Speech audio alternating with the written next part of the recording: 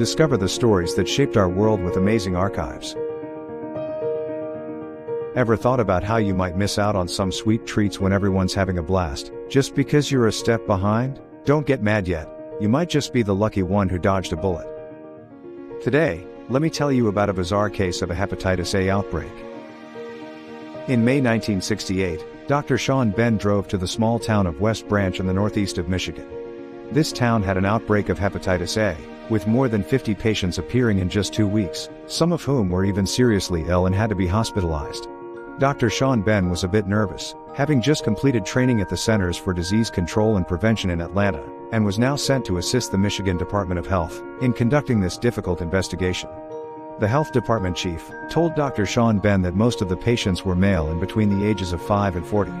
If there was anything worth noting, it was that there were a lot of teenagers.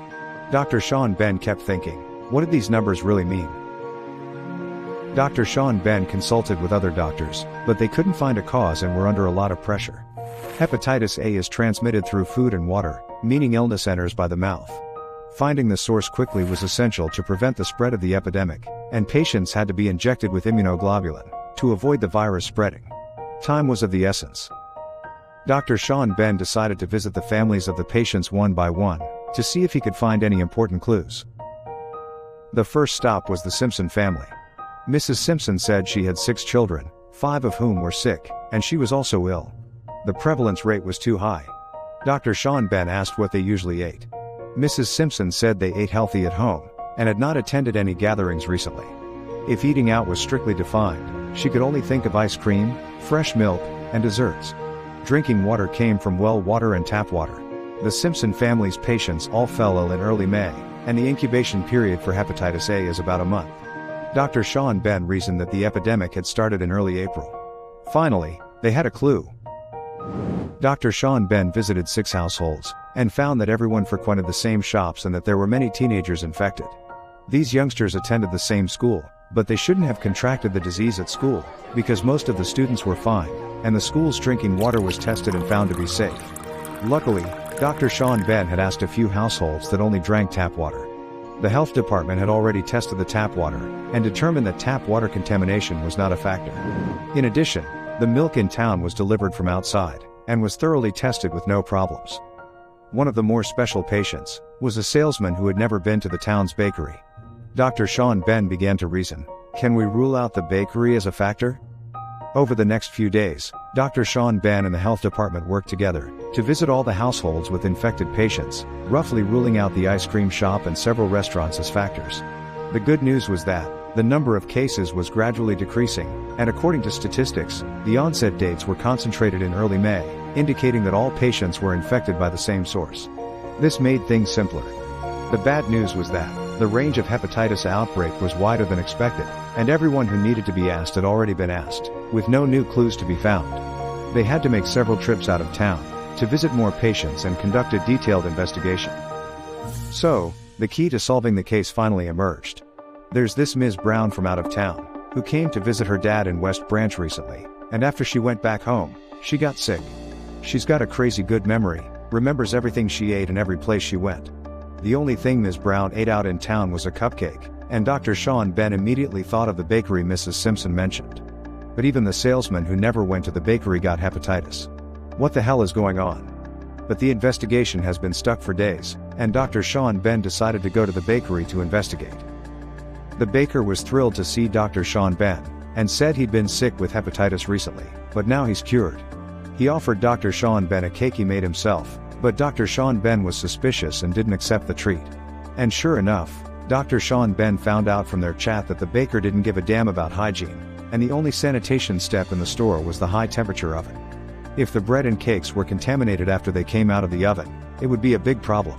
Dr. Sean Ben was bored out of his mind, all night long just watching the baker make bread and cakes. He looked around, and saw a bunch of prepackaged cakes on the platform, and asked the baker, "Are these cakes for delivery tomorrow?" It was so incredible. The baker said, these cakes were going to be delivered to restaurants and some supermarkets. Dr. Sean Ben was like, yes! Finally, the missing piece of the puzzle appeared. This could explain why the salesman who never went to the bakery got hepatitis. But the evidence wasn't conclusive enough, and Dr. Sean Ben didn't want to falsely accuse this conscientious baker. So he continued to watch the baker make desserts patiently. The baker put the freshly baked donut onto powdered sugar a few times with tongs and then put it in a bag. Dr. Sean Ben was a little disappointed, because this didn't seem like a big problem. Then, the baker started making cupcakes, and, shockingly, stuck his hand into the container of powdered sugar, and scooped out a lump to spread onto the cupcakes. Dr. Sean Ben screamed in horror. That's it. It turned out that the baker was using his bare hands to spread sugar, which was emphasized as a purely handmade process, in the store's marketing. Just think, a person with hepatitis A, made so many desserts with his unsterilized hands. It's unbelievable how many people this guy has harmed. Dr. Sean Ben held back his anger, and asked the master baker when he first fell ill. The master baker said, it was at the end of April, but he just felt more tired than usual, and continued to work despite his condition. It took him over a week before finally seeing a doctor. Yes, the public enemy number one that drove everyone crazy was the master baker. Dr. Sean Ben finally had enough, and sternly warned the baker, you're in the food business, and you must be extra careful about your health at all times. Otherwise, it will affect many people, and the consequences will be unimaginable. After leaving the bakery, Dr. Sean Ben breathed a sigh of relief. He and the health department staff worked tirelessly to interview patients who had eaten cake in various places, and the results were just as they suspected. All these unlucky folks had eaten cakes made from scratch at the local bakery. Some bought them directly from the bakery, while others ate them at restaurants, supermarkets, or parties. With the final puzzle piece in place, the truth was revealed, and the town returned to its former peace.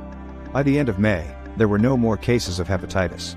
It was then that Dr. Sean Ben realized why the majority of patients were teenagers. They could get out of school at noon to grab lunch, and many students opted for convenience by hitting up the bakery near their school for some sugary snacks. That's all for this story. Do you remember those two lucky guys from The Simpsons? On the day Mrs. Simpson brought back the deadly pastries, Mr. Simpson was working late and didn't get a chance to see those tasty treats. One of their sons lost the cake fight with his brother because he was small, but everything turned out fine in the end. As they say, a blessing in disguise. Hey folks, if you want to catch more kick-ass stories, don't forget to hit that subscribe button with the little bell icon. That way, you won't miss out on any of the good stuff. See you soon.